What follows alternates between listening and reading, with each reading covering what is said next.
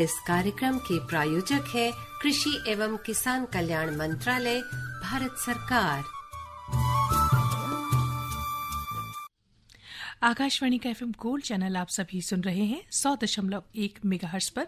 साथियों, कार्यक्रम किसान की बात में आप सभी का बहुत बहुत स्वागत है। आज मैं हूं आपके साथ आरती और मैं हूं अमित। जी बिल्कुल, लेकर आए एक बार फिर से ऐसी किसान की बातें जो उनके लिए बहुत उपयोगी। और आज तो शुरुआत करेंगे ऐसी बात से जो मुख्य रूप से आपकी खेती की नींव से जुड़ी है। बिल्कुल आरती, आपने सही कहा। जहां हम एक और धरती को माँ का दर्जा देते हैं, वहीं बीज पिता होता है। यदि वही बीज धरती माँ में हम रोप रहे हैं तो हमें क्या उत्पादन मिल रहा है, यह निर्भर इसी पर करता है कि बीज कैसा है। और हमारे सभी किसान भाई बहन यदि अपने आर्थिक स्तर को मजबूत करें, खेत खलियान खलखलाते रहें, तो वहीं यदि हम बीजों में देश के वैज्ञानिक बेटों की राय लेकर के चलें तो निश्चित रूप से उत्पादन भी बढ़ेगा। और कहीं ना कहीं जो हमारी फसलें हैं, वो चाहे हम कीटनाशी की बात करते हैं, रसायन की बात करते हैं या उर्वरक की बात करते हैं, उनकी कम से कम खपत हमारे खेतों में होगी। जी बिल्कुल सही कहा आपने अमित। और देखिए, जब आपने कहा कि आर्थिक स्तर हमारे किसानों का ऊंचा उठना चाहिए, तो उसके लिए एक बहुत महत्वपूर्ण है कि उनकी जो शुरुआत है वो बहुत अच्छी होनी चाहिए। मतलब कि बीज जो है वो बहुत अच्छा होना चाहिए, क्वालिटी का होना चाहिए। और ये सब बातें हम ना बोलकर अगर हमारे विशेषज्ञ इस विषय में ज्यादा विस्तार से बताएं तो ये बहुत अच्छी बात होगी। तो साथियों, आप समझ ही गए कि आज हम बात करने वाले हैं बीजों के बारे में। फसलों के उत्पादन में बीजों का क्या महत्व है, इस विषय पर आज हम बात करेंगे। और हमारे साथ इस पर बात करने के लिए विशेषज्ञ मौजूद हैं डॉक्टर YR मीना जी, जो निदेशक हैं भारतीय राष्ट्रीय बीज संघ में। डॉक्टर साहब, बहुत बहुत स्वागत कार्यक्रम में आपका। नमस्कार जी। और हमारे प्यारे साथियों, आपको पता ही है कि ये फोन इन कार्यक्रम होता है, तो आपको एक बार फोन नंबर बता देते हैं ताकि अगर बीजों से जुड़ा कुछ भी आप पूछना चाहते हैं आज के कार्यक्रम में तो आप पूछ सकते हैं, फोन कर सकते हैं। 01 दिल्ली का स्टडी कोड है। इसके बाद आप नंबर डायल करें 23421081। एक और फोन नंबर है 23421083। जी बिल्कुल। और फसलों के उत्पादन में बीजों का महत्व, जैसा कि विषय में तो आपको पता लग गया है और आप जानना चाहते हैं कि आगे जो भी आप फसल बोना चाहते हैं उसके जो बीज हैं वो कहाँ से हमें अच्छी किस्म के बीज मिल सकते हैं, किस प्रकार से हम अपनी फसलों का उत्पादन बढ़ा सकते हैं। इसी विषय पर डॉक्टर YR मीना हमारे साथ स्टूडियो में उपस्थित हैं। तो मीना जी, सबसे पहले हम यही जानना चाहेंगे कि जो फसलों के उत्पादन में जो बीजों का महत्व है, इस पे किस प्रकार से प्रकाश डाला जाए कि कितना महत्व है और कैसे हम अच्छी फसलें ले सकते हैं बीजों से। जी बिल्कुल, जैसा कि आप और हम सभी लोग जानते हैं, किसान भाइयों को भी सारी जानकारी है इस बारे में जी, कि बीज खेती का आधार है, एक तरीके से मेन, बिल्कुल मूल है। जैसा बोओगे वैसा काटोगे। तो निश्चित तौर पर अगर बीज का चयन ही हमने गलत कर दिया या सही किस्म का बीज नहीं लिया जो आपके क्षेत्र के लिए होना चाहिए, तो फसल का जो उत्पादन है काफ़ी हद तक घट जाएगा जी। और उचित बीज का, सही किस्मों का अगर चयन करते हैं तो निश्चित तौर पर आपको काफ़ी अच्छा मुनाफा मिल सकता है। जहाँ तक बीज की उपलब्धता की बात है, तो देश में एक तो सार्वजनिक जो हमारे सरकारी संस्थान हैं वो ढेर सारे हैं। जैसे राष्ट्रीय स्तर पर राष्ट्रीय बीज निगम है, NSC जिसे हम बोलते हैं, national seed corporation of India. इसी तरीके से राज्यों में राज्य बीज निगम है, स्टेट सीड्स कॉरपोरेशन। तो वो बड़े स्तर पर बीज पर काम करते हैं। किस्मों का विकास की जहाँ तक बात है, तो हमारे भारतीय कृषि अनुसंधान परिषद, इसके ढेर सारे संस्थान हैं, लगभग 125-150 के आसपास। वो अपने अपने क्षेत्र में काम करते हैं। कोई फल सब्जियों पे काम करता है, कोई दूसरी फसलों पे काम करता है। तो वो भी किस्मों का विकास करते हैं, उनको रिलीज करते हैं और देश भर में धीरे धीरे करके वो किस्में चली जाती हैं। ऐसे राज्यों के रिसर्च सेंटर होते हैं, वो भी बीजों का विकास करते हैं। तो कहने का मतलब, किसान को जब किसी किस्म का चयन करना है, वो कौन सी फसल लगाना चाह रहे हैं, तो उनको सबसे पहले देखना है कि उनके क्षेत्र के लिए, क्योंकि हर किस्म हर जगह नहीं अच्छा देती, तो क्षेत्र विशेष के लिए कौन सी किस्मों की सिफारिश की गई है। और उनको विश्वसनीय जगह से खरीदने के लिए कोशिश होनी चाहिए कि आप या तो जिस संस्थान ने उसको विकसित किया वहाँ से आप लें, सरकारी संस्थानों से ले लें। इसके अलावा जो बीज निगम के ऑफिस हैं वहाँ से भी आप ले सकते हैं। ढेर सारी प्राइवेट कंपनी भी हैं, बड़ी अच्छी रेपुटेड कंपनी है, उनके वहाँ से भी बीज, क्योंकि बड़ी तादाद में अगर हाई वैल्यू क्रॉप की हम बात करते हैं, सब्जियों की हाइब्रिड जो सीड हैं, वो निजी कंपनियां काफ़ी हद तक देती हैं देश को। उनके भी अपने अनुसंधान संस्थान सेंटर हैं, उनके पास भी कृषि वैज्ञानिक हैं, वो भी नई नई किस्मों का विकास करते हैं। तो कहने का मतलब कई सिस्टम हैं जो बीजों का विकास करते हैं, किस्मों का मतलब विकास करते हैं और उनको रिलीज करते हैं। तो किसान भाइयों को कौन सी फसल लगा रहे हैं, और एक तो प्रॉपर समय पे उसको बुवाई करें, और सर्टिफाइड सीड यानी प्रमाणित, बिल्कुल प्रमाणित उपचारित बीज जो प्रॉपर पैकिंग हो, उसकी पैकिंग को भी चेक करें। और जब बीज खरीदते हैं तो जो किसी डीलर से या संस्थान से जहां से भी लें उसका प्रॉपर बिल लें, संभाल के रखें उसको भी। तो ये ध्यान रखने की बात है। और किस्मों का अगर कोई संदेह है तो हमारे जो कृषि वैज्ञानिक हैं, जैसे पूसा से मान लो कोई खरीद रहे हैं, पूसा संस्थान के वैज्ञानिकों से वहीं बात कर सकते हैं, तकनीकी अधिकारियों से बात कर सकते हैं।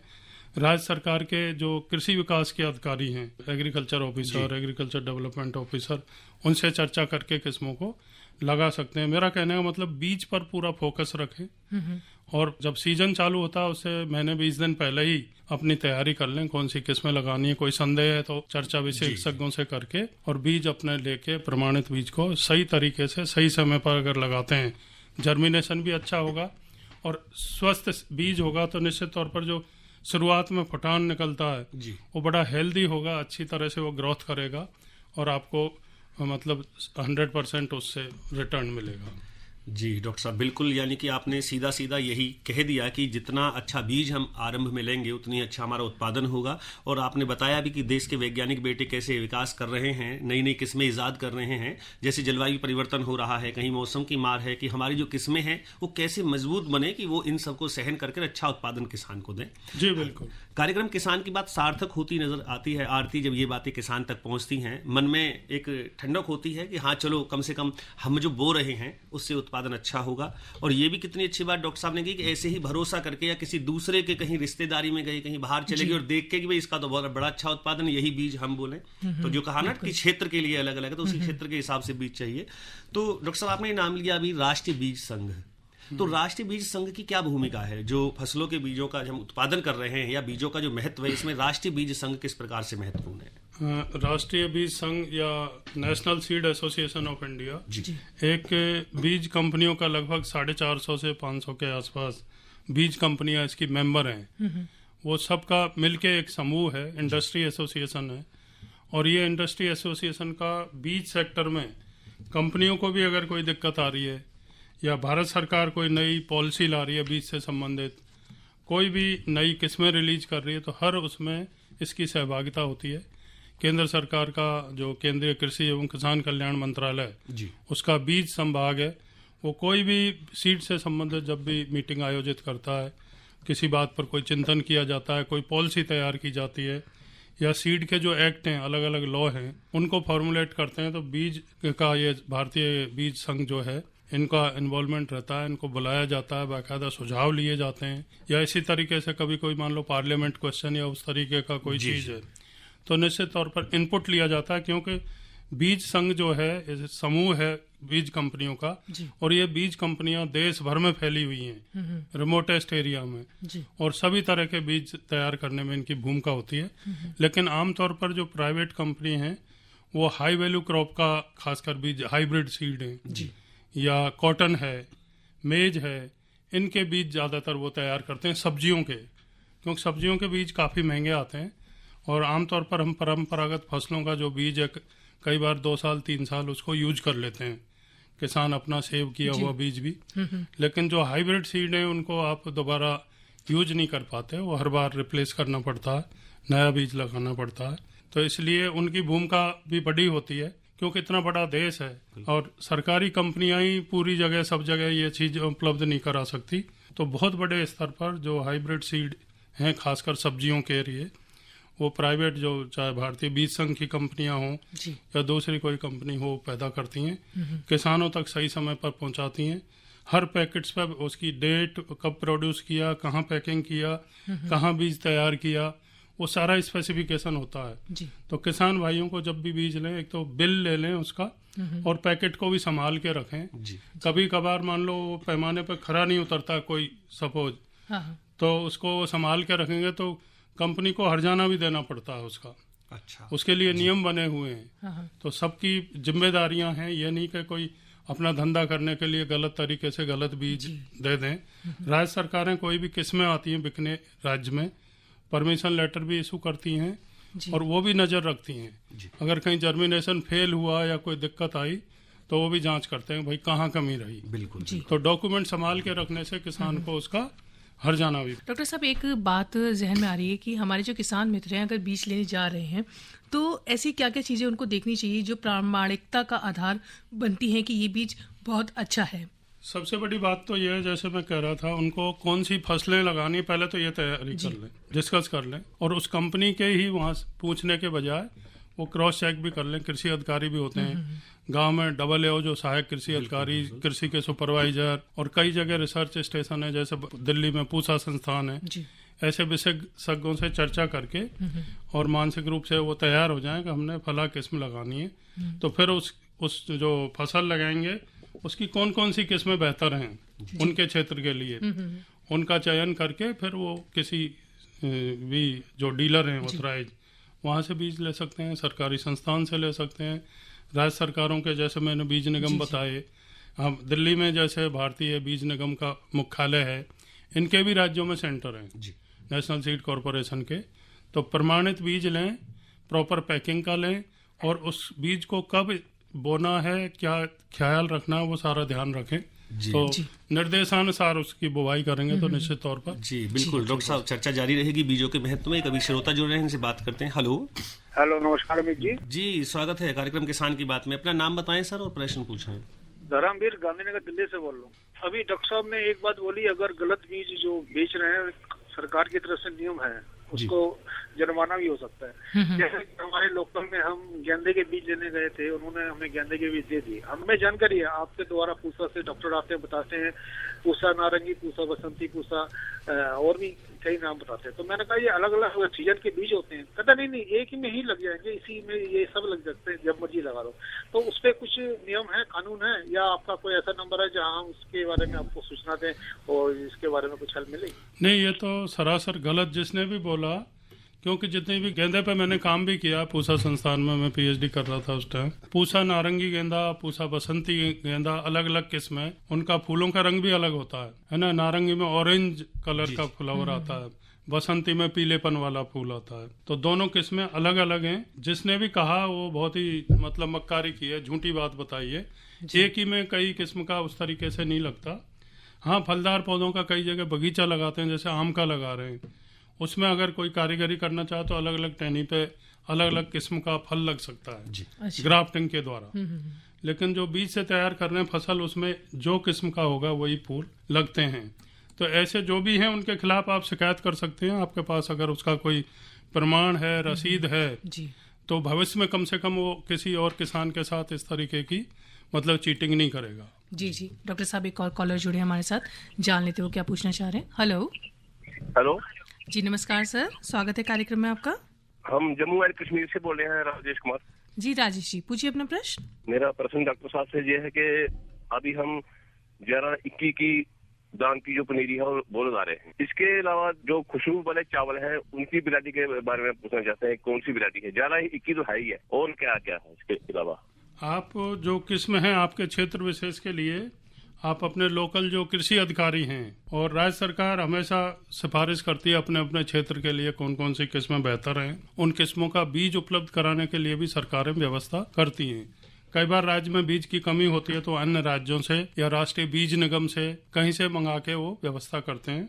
तो निश्चित तौर पर आप अपने सहायक कृषि अधिकारी और उनको पूछें, और कृषि विश्वविद्यालय जो आपके नजदीक में हो उनकी सलाह भी ले सकते हैं। देश में करीब करीब 80 के आसपास कृषि विश्वविद्यालय हैं, वो भी अनुसंधान का काम करते हैं, नई नई किस्में निकालते हैं, और बीज भी काफ़ी हद तक वो पैदा करके बेचते हैं किसानों को जी। मतलब वाजिब रेट पे ही देते हैं, बहुत महंगा बीज नहीं मिलता। तो वहाँ पर भी संपर्क कर सकते हैं। कृषि विज्ञान केंद्र हर जिले में कृषि विज्ञान केंद्र है। कृषि विज्ञान के विशेषज्ञ उस जिले के स्तर तक कौन कौन से बीजों की सिफारिश करनी है उनके पास भी लिस्ट होती है, तो उनसे संपर्क कर सकते हैं। अगर आप कहीं भी नहीं जाना चाहें तो एक टोल फ्री नंबर है किसान कॉल सेंटर का जी। जो किसान कॉल सेंटर का नंबर है उस पर फ़ोन करके 1800-180-1551, ये सुबह 6 बजे से रात को 10 बजे तक साल के 365 दिन ये व्यवस्था होती है। और किसान भाई चाहे मोबाइल से फ़ोन करें, लैंडलाइन से, उनका एक पैसा इसमें नहीं लगता, टोल फ्री है। जी। तो उस पर भी विशेषज्ञों की सलाह ले सकते हैं कि हमारे क्षेत्र के लिए कौन सी किस्म बेहतर है। ये तो बहुत बढ़िया जानकारी आपने दी हमारे सभी श्रोताओं को। लेकिन डॉक्टर साहब, कई बार ऐसा होता है कि किसान भाई बहन अपने स्वयं के बीज का भंडारण करते हैं कि आगामी पहली फसल से बीज तैयार किया, रख लिया, तो उसमें क्या विशेष जानकारी आप देना चाहेंगे कि यदि वो अच्छा उत्पादन चाहते हैं तो बीज को किस प्रकार से वो भंडारित करें, संरक्षित करें, कैसे करना चाहिए?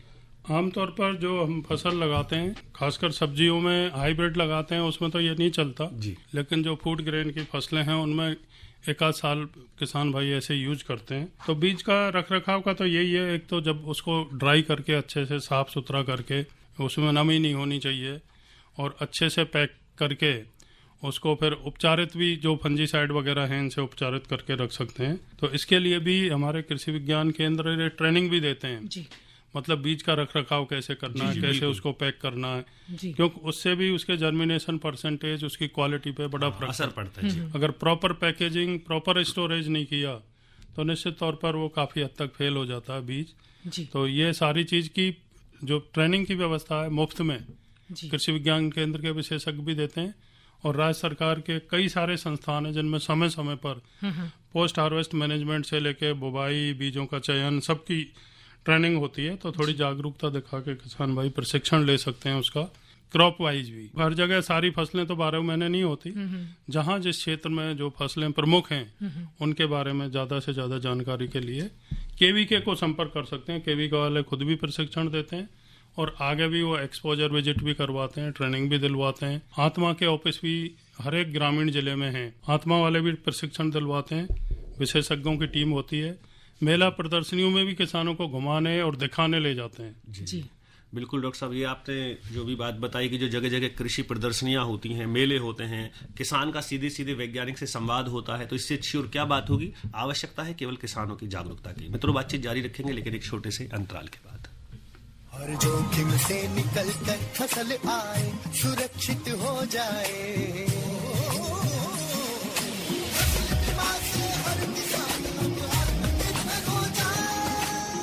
संकट के समय प्रधानमंत्री फसल बीमा योजना किसानों के लिए वरदान है।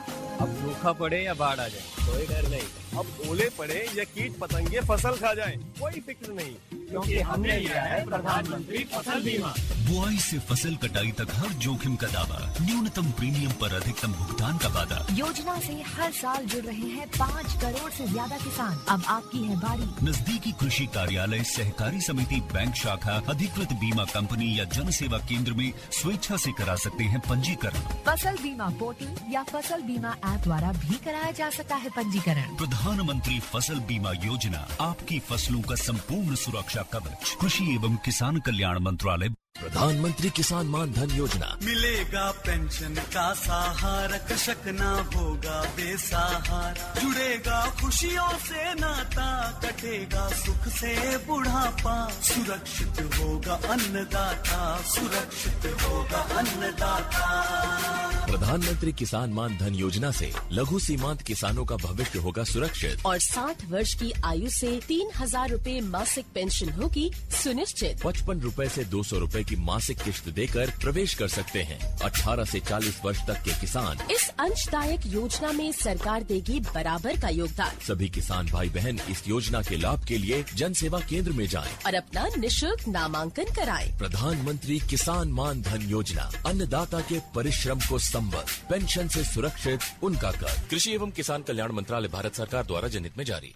साथियों, एक बार फिर से स्वागत है आप सभी का कार्यक्रम किसान की बात में। और आज हम बात कर रहे हैं फसलों के उत्पादन में बीजों का क्या महत्व है, किस तरह से अधिक उत्पादन आप बीजों के माध्यम से ले सकते हैं। ये सारी बातें हो रही हैं। डॉक्टर YR मीना जी हमारे साथ जुड़े हुए हैं, जो इन सारी बातों पर ये विशेषज्ञ हैं, सारी बातें बता रहे हैं, चर्चा कर रहे हैं। डॉक्टर साहब, आप सब ये जानना चाहेंगे, अगर हमारे किसान मित्र अब बीज लगाना चाह रहे हैं, उत्पादित करना चाह रहे हैं, तो क्या क्या ऐसी विशेष बातें जो उन्हें बहुत ध्यान रखनी चाहिए, किस तरह से जितनी भी गतिविधियां हैं इस क्षेत्र से जुड़ी हुई, बीजों को लगाते समय ध्यान रखने वाली क्या क्या होनी चाहिए? बहुत अच्छा सवाल है आपका, क्योंकि बीज की जब बुवाई करते हैं उसका एक तो प्रॉपर समय होना चाहिए जी, वातावरण उस तरीके का हो, और जो खेत में हम लगाएंगे उसमें नमी की मात्रा बहुत महत्वपूर्ण होती है। बीज की बुवाई के समय अगर पर्याप्त नमी है तो बीज का अंकुरण जो होगा वो अच्छे से होगा। कभी कभार क्या होता है, नमी कम होती है, हम उसको बीज की बिजाई कर देते हैं या लगा देते हैं। उसके बाद में मान लो गर्म हवाएं चल रही हैं तो निश्चित तौर पर नमी और कम हो जाती है, तो जर्मिनेशन या अंकुरण उतना नहीं होता जितना होना चाहिए। तो ये चीज़ें ध्यान रखने की हैं। और बीज को ये देखना है कि बीज उपचारित है, सर्टिफाइड है या नहीं है। पैकिंग पे लेबल वगैरह होते हैं, अगर सर्टिफाइड बीज है और उपचारित है तो निश्चित तौर पर कई तरह की जो बीज जनित रोग हैं उनसे हमारी फसल बचती है। बहुत से रोग ऐसे हैं जो बीज के साथ आते हैं, तो इसलिए वो होना चाहिए। और उसके बाद में थोड़ा सा क्यों जब अंकुरण के बाद में कब उसको पानी की ज़रूरत है, कब क्या है, तो ये ज़रूर ध्यान रखना है कि खेत में पर्याप्त नमी रहे जिससे हमारे बीज की अच्छी ग्रोथ हो।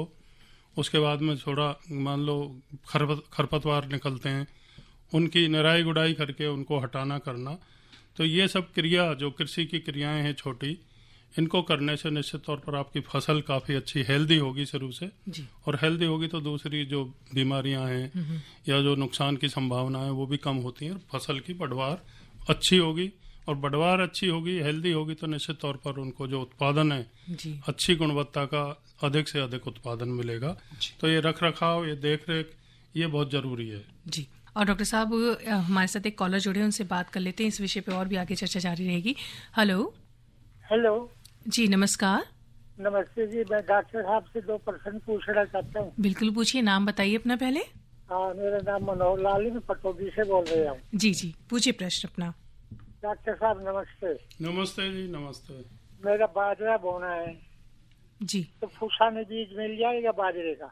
बिल्कुल, पूसा संस्थान में बीज बाजरे का मिलता है, और लेकिन ये जरूर है आप अभी से वहाँ से बीज लेंगे तो अच्छा रहेगा। बोने के लिए क्या क्या दवाई लगानी पड़ेगी, क्या करना नहीं, पड़ेगा? आपको पूसा संस्थान से लेंगे तो उपचारित बीज मिल जाएगा, तो आपको शुरू में उसमें कोई दवाई नहीं लगानी पड़ेगी। प्रमाणित उपचारित उस तरीके का बीज होगा, उसमें पहले से ही दवाई लगा के रखते हैं। और कृषि वैज्ञानिक जब आप लेने जाए ना, या टेक्निकल ऑफिसर होंगे, वो आपको विस्तार से बता भी देंगे कि कितनी खेत में कितना बीज डालना है, वो किस्मों के हिसाब से होता है, तो वो आप लगा सकते हैं। बहुत लोग आजकल पॉयनियर का बीज आता है बाजरे में, वो भी काफ़ी लगाते हैं, लेकिन उसकी कमी रहती है क्योंकि साउथ में पैदा होता है, इधर आते आते थोड़ी शॉर्टेज हो जाती है। आप गुड़गांव में हैं, पूसा संस्थान नज़दीक है, तो निश्चित तौर पर पूसा संस्थान की कोई भी किस्म जो कृषि वैज्ञानिक आपको सुझाव दें उसका बीज लेके अभी से रख लें, क्योंकि ये खरीफ की जो फसल है, खासकर जैसे ही मानसून आएगा एकदम से बुवाई चालू कर देते हैं, खासकर जुलाई में, अभी तो मई चल रहा, तो जुलाई के टाइम में ज़्यादा इसका, या जून एंड में बुवाई का समय होता है, तो उससे पहले सारी व्यवस्था कर लें और समय पर बुवाई करेंगे तो निश्चित तौर पर आपको अच्छी फसल मिल पाएगी। प्रमाणित और बढ़िया उपचारित बीज लो पूसा संस्थान से। जी डॉक्टर साहब, एक चीज़ यही, जो प्रमाणिक बीज अगर ले रहे हैं हमारे किसान मित्र, तो उसका उपचार करना आपने बताया ज़रूरी नहीं है, लेकिन कई किसान ऐसे भी होते हैं, पहले भी हमने कार्यक्रम किए हैं, तो उस दौरान उन्होंने कहा है कि हमने उसका उपचार किया है, तो अगर कर देते हैं उपचार तो क्या कुछ बीज खराब हो जाएंगे, या नहीं करते हैं तो ठीक है? नहीं, ज़रूरत नहीं है। अगर वो उपचारित है ऑलरेडी, वो पैकिंग पे भी लिखा होता है और फिर उसका दोबारा करने की ज़रूरत नहीं होती। हाँ, अगर कहीं से पैसे ले रहे हैं हम, कोई प्रगतिशील किसान से या किसी प्राइवेट उससे, तो वो बता देंगे उपचारित नहीं है, तो लिखा होगा, या वो गाइड कर देंगे कैसे उपचारित करना है, क्यों उपचार करने की विधि, उसमें कितनी दवाई लगनी है, कौन सी लगनी है, ये सब भी आना चाहिए। जी बिल्कुल डॉक्टर साहब, ये अभी जो बात चल रही है आरती, इसमें डॉक्टर साहब ने कितनी अच्छी बात कही है कि बीजों का जो महत्व है वो तो है ही, लेकिन वहीं साथ साथ उसका जो जमाव है वो निर्भर करता है खेत की तैयारी क्या है। बिल्कुल, सिंचाई कैसी है, नमी कैसी की गई है, जुताई कितनी बार की है, मौसम कंडीशंस क्या क्या हैं, तो ये बहुत सारी बातें ध्यान रखनी है। केवल ना बीजों पे, अपितु बीजों से संबंधित जितने भी कारक हैं, जितने भी घटक हैं, हमें उन पे भी ध्यान देना चाहिए। तो डॉक्टर साहब, विशेष जो किसान भाइयों के लिए हम पूछना चाहेंगे कि जो कृषि गतिविधियां हैं बीजों को लगाने के बाद, अब बीज तो बहुत अच्छा बोया है, कृषि गतिविधि हल्की चल रही है, तो हम कैसे मान लें कि उत्पादन अच्छा होगा? उस पर आप हमारे सभी किसान भाइयों को क्या सलाह देंगे? भाई, जो सबसे प्रमुख गतिविधि हैं बीज लगाने के बाद में, एक तो खेत में नमी बराबर रहे, क्योंकि खरीफ में तो बाजरा और ये फसलें लगाते हैं तो आमतौर पर सिंचाई का कोई वो नहीं करते, मानसून आधारित ही चलता है, बारिश समय समय पे होती जा रही है तो कोई ऐसी दिक्कत नहीं होती। बाजरा आपने रोपाई की है, किसी तरफ मान लो कम पौधे हैं या किसी कारण से गल गए या मर गए तो दूसरी जगह से निकाल के पौधे लगा भी सकते हैं, उसमें ट्रांसप्लांटिंग कर देते हैं। तो कहीं भी खाली जगह दिखती है वहाँ भी उसकी रोपाई कर दें पौध की। और निराई गुडाई का बड़ा महत्व है, क्योंकि खरपतवार काफ़ी तेज़ी से बढ़ते हैं। बरसात का मौसम होता है, पानी आता है, तो जो अनवांटेड घास फूस है वो उगता है, उसकी निराई गुडाई करेंगे। और खाद और उर्वरकों का जो वैज्ञानिकों ने बताया उसके हिसाब से थोड़ा इस्तेमाल करेंगे तो अच्छी ग्रोथ होगी और काफ़ी अच्छा उत्पादन किसान भाई ले सकते हैं। कई जगह ज़मीन काफ़ी है, लोग हैं नहीं काम करने वाले, तो एक बार बुवाई करके छोड़ देते हैं, तो उसमें फिर खरपतवार और ये काफ़ी बढ़ के नुकसान पहुंचाते हैं। और कई खरपतवार और अनवांटेड घास फूस होता है तो कीड़े मकोड़ों का भी प्रकोप हो जाता है, तो वो थोड़ा ध्यान रखना है। खेत की साफ सफाई, खरपतवार नियंत्रण, और पानी की अगर कमी आती है बाई चांस, फिर भी मानसून ठीक नहीं काम कर रहा, तो अगर पानी की व्यवस्था है तो थोड़ा बहुत सिंचाई भी करने की ज़रूरत पड़ सकती है। जी डॉक्टर साहब, एक चीज़ और आपसे पूछना चाहूँगी, बीज उत्पादन को अगर हम रोजगार की संभावनाओं के साथ जोड़कर देखते हैं तो कितनी संभावनाएं लगती है हमारे नए साथी, युवा साथी हों या कोई भी इच्छुक हो जो इससे जुड़ना चाहता है बीज उत्पादन से, तो किस तरह से वो शुरुआत कर सकता है? बहुत ही बढ़िया सवाल आपने किया है, क्योंकि हम लोग जो खाद्यान्न पैदा करते हैं उसमें उतना मुनाफा नहीं होता जी। बहुत से युवा आजकल कर रहे हैं बीज का व्यवसाय, और सरकार की स्कीमें हैं जो प्रमोट करती हैं इसको। सीड विलेज प्रोग्राम है, और भारतीय राष्ट्रीय ये हमारा जो national seed corporation of India है ये भी उसको मॉनिटर करते हैं। तो किसान के खेत में ही इन जो सरकारी हमारे संस्थान हैं या कॉरपोरेशन है, इनकी देख रेख में बीज पैदा करना होता है। वो समय समय पर चेक करते हैं स्टेज वाइज, और पैदा करके मान लो आपको कोई चीज़ अगर 50 रुपये किलो बिक रही है तो निश्चित तौर पर बीज उसका होगा तो हज़ारों रुपये किलो बिकेगा, कई गुना ज़्यादा रेट उसका होता है, और कम से कम क्षेत्रफल से ज़्यादा कमाई कर सकते हैं। तो बीज के व्यवसाय में कई युवा लोग हैं, और दिल्ली के आसपास के जो प्रगतिशील किसान हैं वो बीज में ही अपनी पैदावारी बेचते हैं, तो काफ़ी अच्छा मुनाफा होता है। और इसके लिए सरकार की स्कीम भी हैं, सरकार प्रशिक्षण भी देती है, पूसा संस्थान में भी प्रशिक्षण ले सकते हैं। जी तो डॉक्टर साहब आपने बहुत सारी बातें बताई कि किस तरह से हमारे किसान शिक्षा भी ले सकते हैं, प्रशिक्षण ले सकते हैं इस क्षेत्र में, और किस दिशा में जाकर वो अपनी जो फसल है उसको बीज के माध्यम से उन्नत रूप दे सकते हैं। साथियों, आज के कार्यक्रम में फिलहाल इतना ही वक्त था, तो इतनी बातें हो पाई। डॉक्टर YR मीना जी, आपका बहुत बहुत धन्यवाद। आप लोगों का भी बहुत बहुत धन्यवाद। साथियों, फिलहाल आज के कार्यक्रम से मैं आरती और साथ में अमित लेते हैं अनुमति। नमस्कार। इस कार्यक्रम के प्रायोजक थे कृषि एवं किसान कल्याण मंत्रालय, भारत सरकार।